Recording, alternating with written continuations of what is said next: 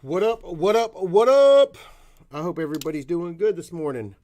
Wanted to real quick. I've had a couple of breakers, new breakers, guys that are coming along, trying to do what some of the other breakers do and kind of do what I do in a different capacity. So I thought about it, and obviously I want to help people, and that's how it's always been. So I figured instead of getting the messages and responding with the same canned answer, I thought maybe I would give them a little bit of advice, but mainly tell you our story. And I think that'll be an eye-opener for the guys that are trying to do it, because I think they might get discouraged, or there might be someone else out there that's discouraged that just needs a little pick-me-up. And I feel like our story is actually one that is a victory in the end. And at the end, it doesn't matter, how many boxes of cards you sell or how much money you make. It all depends on if you're happy. Do you wake up in the morning ready to go to work? And 95 times out of 100, I do go to work happy. So first thing I wanted to do is, explain to those guys that, you're getting into a situation now where there's hundreds and hundreds of breakers. And that's okay, man. The cream rises to the top. Don't let that discourage you, but let's acknowledge the truth. So you're going to have to be a little bit different. You're going to have to come up with something. If you're not charismatic, you're going to have to find somebody who is, or go a different route. There, you can skin a cat many different ways. There are people who hate me. There are people who love me. The key is to stick and ride and die with the ones that love you, and the ones that hate you, they're looking for a monotone dude that's calm and doesn't curse, and that's great. There's an ass for every seat. So don't get discouraged if you're not hooping and hollering. Don't try to be like me. Don't try to be like Leighton or Cards Infinity or Firehand. Be you. The most important thing that I've learned in this journey is people know real. And if you're a little fake hack trying to copy someone else, nobody's going to like you other than sheep, clowns, man. Your business will crumble if you do that. So be human and be who you are. If you're a sleazy dirtbag, own it, man. I mean, people are going to know anyway. They're going to put you, they're going to put you on blast. I mean, you're not going to make it if you're a sleazy dirtbag, but it is what it is. The fact remains, you should be yourself, and I'm being sincere when I say that. Whole lot easier being you instead of faking being something else. With that said, the key for those guys are, I'll go over that, and then I'm just going to tell you our story, and the facts are the facts as far as how it all got going. But you can take it or leave it if you've heard it before. If you're a Nation member, you may have heard it, but you're going to have to link up with a bigger dealer that gets the allocations from the distributors. You're not going to slide in and get cases of anything. So you have to work with one of the bigger guys, get as much of a discount as you can. I work with breakers. I help them out. I know what it's like when you're getting one box of something. So if I have extra of something, I'll give them what I feel like is something where we all make money, the distributor, myself, and the breaker. The customer gets it at a little bit cheaper price. So you're going to have to do that. But, that's the main thing. You're going to have to find product. Product is scarce in all sports, I'm assuming, except hockey. It is what it is. Upper Deck has been a true detriment, to my business along the way.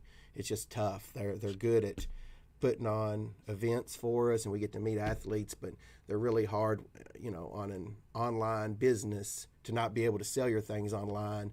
You might want to try to find another avenue because it's tough. I mean, I'm just, again, giving you pearls of wisdom that this isn't my opinion. This is the facts for my business. And if you're wanting to run your own online business, it's tough to bust hockey, I'm sure, because of that. You can't advertise prices. That's the key. And, and almost, anyway, we don't need to get into all that, but let me tell y'all a little bit. So for some of those guys that are doing their breaks and they have 3 or 4 people watching, I'm going to tell you the whole story, and you'll realize that things don't happen overnight. You plant seeds, and over time it grows into something. I believe in the Chinese bamboo tree. I know I've told the story, but it's exactly how I feel. You have to water, you have to plant and then water the Chinese bamboo tree for 5 years religiously. Nothing pops up. Well, then after 5 years, it'll grow like 50 or 60 feet in 6 months. And people ask, did the Chinese bamboo tree grow 50 or 60 feet in 6 months?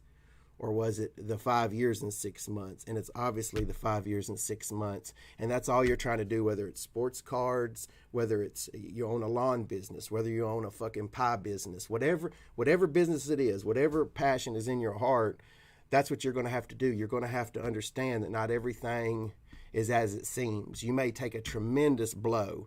I've got a great story about a hugely successful sports card guy, a friend of mine, that he befriended a guy.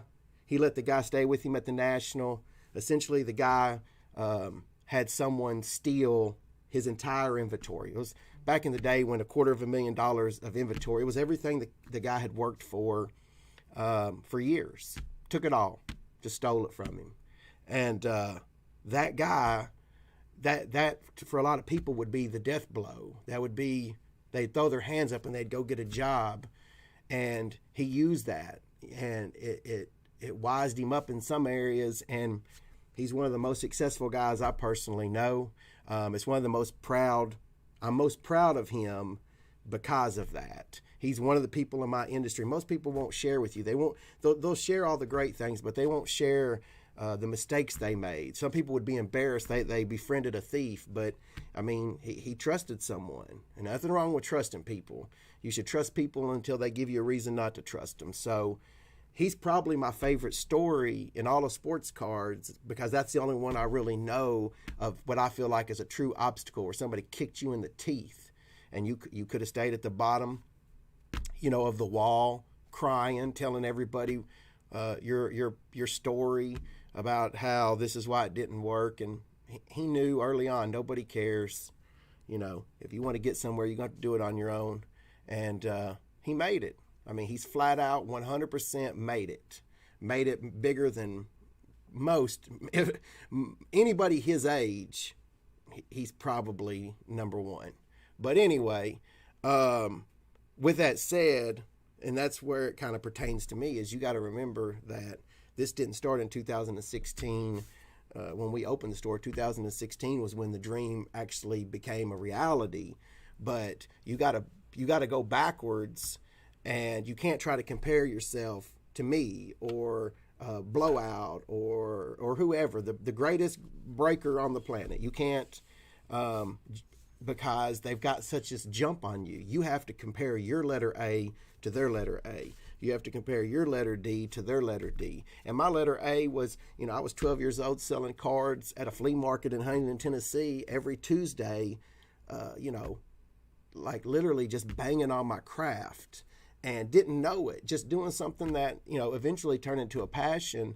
But the feeling of getting up at 5:30 in the morning, if you're doing that for work and you're hating it, that's not the job for you. That's not what you're supposed to be here doing. I couldn't sleep the night before.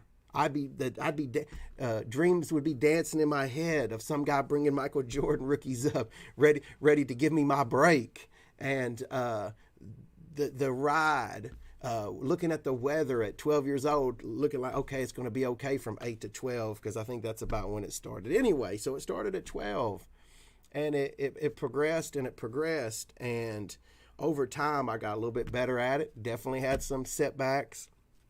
When I got out of college, well, I didn't even graduate. I had finished about 3 years of school in about 5 years' time, but I was pretty much about to be a senior. I knew what I wanted to do with my time, so Omar set me up with the bank, and I took out a loan, and I got an office on our Court Square here in Murfreesboro, and went to work. Got grinding. I can still remember my computer was the size of the desk. I mean, that computer was probably $3,000 or $4,000 back then. I had 2 little showcases in my office, and pretty much I was a terrible business owner. I mean, it's just the truth. I was young. I didn't know what I was doing as far as that aspect goes. I pretty much had one tool in my tool bag, And the tool was I did have a lot of work ethic. I was ready to work. And I had a passion for cards. So, I mean, I guess I had two tools. But the thing is you can't get by on two tools. You have to take the things that you aren't good at, and those are the things that you work on. I know guys in this industry, they'll break all night. Big deal. They won't pay their taxes. Like there's so many things that will make your house of cards collapse. There might be a guy that everybody loves, but he doesn't love himself, and you have to look at it as a wheel. Like there's not one spoke where, I'm going to sell a bunch of cards. It's all these spokes have to be accounted for. And that's what I learned the first time was, I was making enough money to get just scrape by. I'm not saying that I walked in there and blew all my money like a clown. I mean, I grinded and I grinded and I grinded. And then I met Diana. We had twins. Twins were on the way, and I knew $25,000 wasn't going to cut it. So you realize that, okay, so I went and sold cars, vehicles, the worst probably year and a half of my life, but I did it. And to get by and do what you got to do. That's life. Just because your dream abruptly stops for that moment doesn't mean it's over. You have to keep that spark alive. I can remember being in the Chevrolet dealership selling cards on eBay. I was the internet advertiser, and I literally would do my work online, and then I would list cards on eBay, and it was always there. There was never really a time where I didn't have that dream. It just, burned, and that's good. If you've got that, you'll do things that most people won't.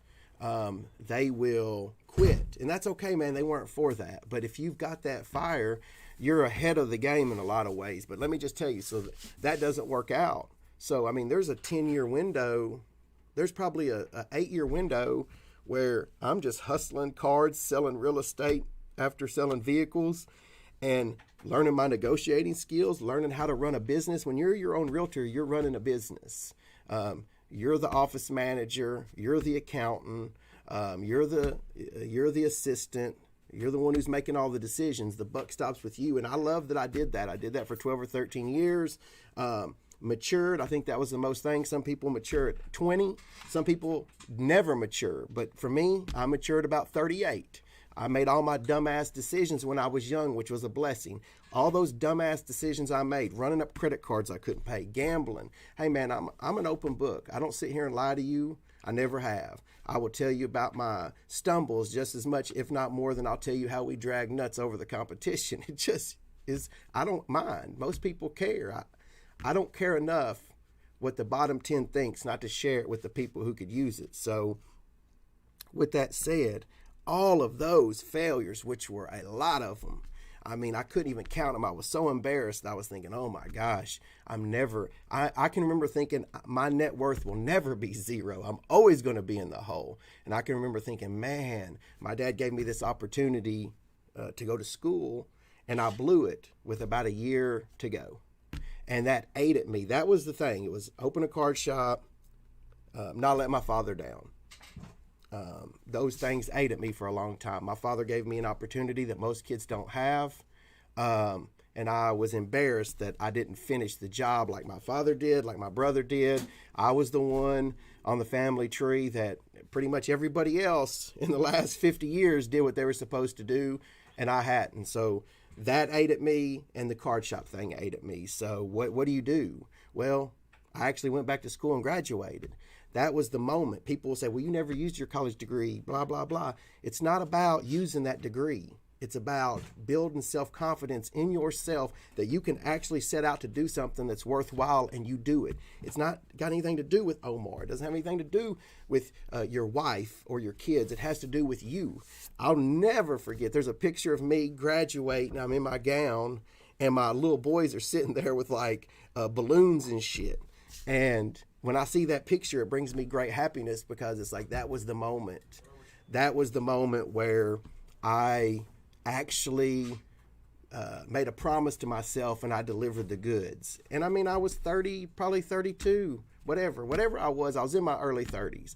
I was the old dude in class. So keep in mind, all those things you say, they sound easy. It's not fun going to class and being the old dude, the weirdo in the back that's just shutting up, just trying to be quiet and get through. But if you ever are going to do anything, that's what you have to do. Just stop with all that shit. Set aside your pride. Do those things that, whatever it is. I'm not saying go to college. I'm just saying whatever it is for you. After that, it was on. From that moment on, it was on. And that was 12. Me and Robbie were traveling all over. I was traveling all over the country. He was traveling all over the Southeast with me. And we were gobbling up cards from 2012 to 2016. It was an absolute, looking back, it was an absolute blast, absolute thrill, fun, whatever you want to call it, to have a partner that you rode with, that you could actually trust. In this industry, as you know, most people are not, they're just not, man. They'll not pay their bill.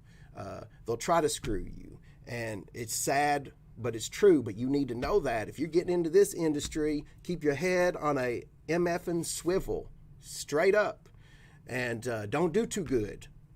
I'm being facetious, but if you do too good, if you can't handle the heat, if you can't handle your actual friends in real life turning on you, don't do it. It drove me nuts trying to please everybody, and it's impossible. You are not going to do it. For me, it was several friends that I thought were in the card industry. None of my real friends in life, those type of friends, but friends in this industry, they were enemies. They were enemies in friends' clothing, and that shows whenever you start getting on that right path. But let's go from the 12 to 16 was that. Rise and grind, just trying to get enough of a foundation. I was talking to successful card shops, asking them, how much does it take? They were giving me to me at the time were just crazy numbers. And I was just like, man, I cannot come up with that kind of money. I wasn't going to go back to Omar, So I just decided, well, I'm going to do it with less, but I'll get as much as I can. And that's what we did. We grinded. And then it ended up like maybe after I'd bought the Michael Jordan rookie, turned it into a BGS 9.5, I probably had 30 grand total in my bank account. And I'd made a promise to myself. I wasn't going to borrow any money from the bank or my friends, no PayPal loans, none of that. Don't get yourself saddled with a bunch of bullshit. Not in this market. You should be able to create revenue without any loans. Don't do it. Or that's how I did it. That was my road that I traveled, and I think it worked out for me. The day we opened, I was the happiest guy in the world, and if you go back and look at the pictures, the place was empty. Like, the boxes were so far away from each other that if one had COVID, the other box wouldn't have got it. So, I was truly happy. Had, I don't know, I think it was 40, the day we opened, I had $4,300 in the bank, $4,300, and everything in the store was paid for. And from that point forward, in my mind, I had told myself this was it. You're 40. I guess I was probably 38. And I remember thinking at that time that, hey, this is your last shot. If you don't make this work, you're going to be a realtor the rest of your life. And that wasn't true looking back, but I believe that. So it was essentially like when Tony Robbins says, if you want to take the island, burn the boats. It's so true. I tricked myself into believing that this was my last opportunity. If I didn't do this properly, my kids would always have a clown for a dad. My father would have always wondered what could have been if his son could have put it together. So that mentality right off the bat, when you know that you have, it's either succeed or don't eat, you will find a way to succeed. And in this industry, that's the beautiful thing. Right here and now, if you want to do this and you have it, you can make it. And I'm rooting for you. If you're not talking shit about me, you're not bothering me, I've got nothing. I want you to do well. The more breakers, the better as far as I'm concerned. Breakers will cringe at that. But hey, man, you either have it or you don't. if Donnie at the dining room is messing up your business, you better reevaluate some shit. Grab a mirror, pal. Sometimes that's an ally that becomes a great asset in your business if you help someone out. I've learned that's the other thing that I would tell you is the way to get what you want is to help others, to help them get what they want. In turn, you're eventually going to get what you want. And that's essentially what happened. We for 2016, 2017 part of it, it was just work that you wouldn't believe, the hours. But when we went live in 17, around this time, 3 years ago, really about now, the thing just completely changed. My life changed from that point forward. It's never been the same from that moment on. From the very first Grand Slam After Hours 3 years ago, my life has never changed. I always feel like I owe you guys so much. The good people in my life, the good customers in my life. I have this sense of owing you. I should be cheaper because I owe you, because you changed my life so dramatically. And I don't mean money. I don't mean cars. I mean just when nobody's around, how you feel about yourself.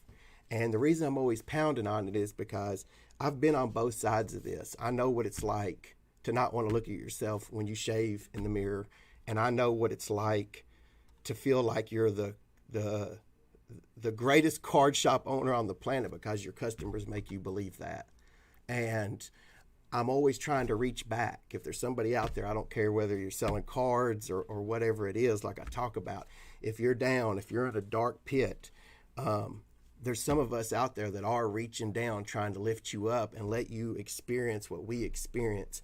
I can tell you, I've done all the crazy work. I've put up with all the people that'll try to tear you apart. I've put up with overcoming weaknesses being a business owner. I've overcome the fear of failure. And once you do that, you have the right to tell the people that haven't quite made it yet that, hey, it'll be okay. You can do it. And once you do it, it's completely worth it. It was worth all the bullshit. It's the best thing that ever happened to me. You guys are the best thing that ever happened to me. And I just feel like no matter what, if we hang it up at the end of 2020 and say no more Grand Slam After Hours, my work here is done. We've done what we need to do. So that's pretty much our story. It's obviously to be continued, but it's not going to last forever. And I don't mean the industry doing well.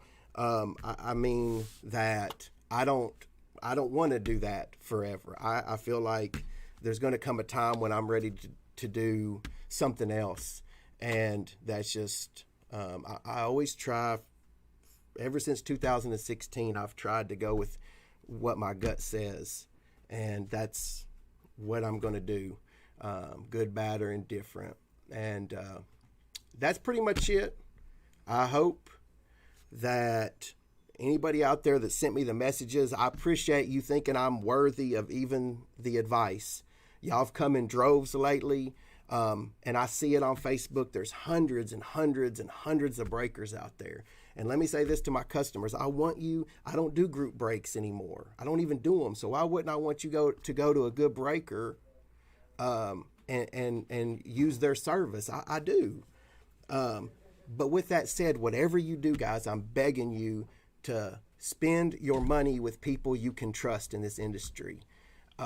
There's tons of them, and it's so important. I hate it. It burns collectors when they get stuck and they leave our industry. And it's like, man, if they'd have just used a good breaker, they wouldn't have had that experience. They wouldn't have felt like they got cheated or not, whether it's reality or not. So if you send me a message and say, hey, Nate, who is the best group breakers? I mean, that's all relative. If you ask somebody who's the greatest basketball player of all time, there's 5 or 6 different answers. And that's the beauty of it. I don't have the best one. I just know ones that I do trust and that I actually do think they care about their customers. So with all that said, man, I hope it helped at least one. Hey, I'm an open book. It may be a shitty book, but it is what it is. If anybody's out there struggling, hey, it's 2020. Everybody's struggling. Don't ever forget that. You have not got a corner on the market of stress or anxiety or being overwhelmed or the bills stacking up. If the bills are stacking up, just grab one. I don't care if you have to mow a neighbor's yard to get that bill paid. If you will do that, you will build confidence. And then all of a sudden you'll grab two bills and then you'll go mow 2 yards. And that's it. That's the secret. That's the last ingredient. For the cake to bake properly, you have to have failure. I mean, there is nobody, the big dogs in this world failed, all of them. Go read their books. They'll tell you Michael Jordan was cut. I mean, come on, dude. It's like, it's either, like, I wonder, this is how I'm going to leave it. I've always wondered, like, sometimes when I'm in a cemetery, sometimes I'll go visit my grandmother in Kentucky at the cemetery, and I'll be there and I'll see all of these headstones. And I think to myself, is there a Michael Jordan or is there a great in here that just gave up, when they got cut or things didn't go their way? And I know that there is. And that's what I'm here to do. I'm trying to beg whoever's out there that has the courage to set aside their pride and put in the work, take a chance, have faith, and feel the way I feel now. I can't force you to drink, but I'll help you. I'll lead you any way you want me to lead you. I can't answer every question or it's just not possible and live a normal life. And that is what I want to do now. So, with that said, I hope it helped. Holla at you, boy. Hey, we coming. 2020, it's a wrap, baby. 4 months to go or a little less. It's right there. I'm going to give you as close to our best as I can.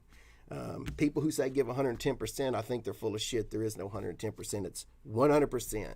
And you should never reach that. So we're going to be in that 95 to 99 percentile, but we'll do as close to our best as we can to finish this thing. When it's all over, when this year is over, this is the year that the book is written, like the end. Like, to me, the goal for 2020 was the end for me. It's the end as far as the goal for me on that journey, believing in myself. So it's just like, we have to get this one way or the other.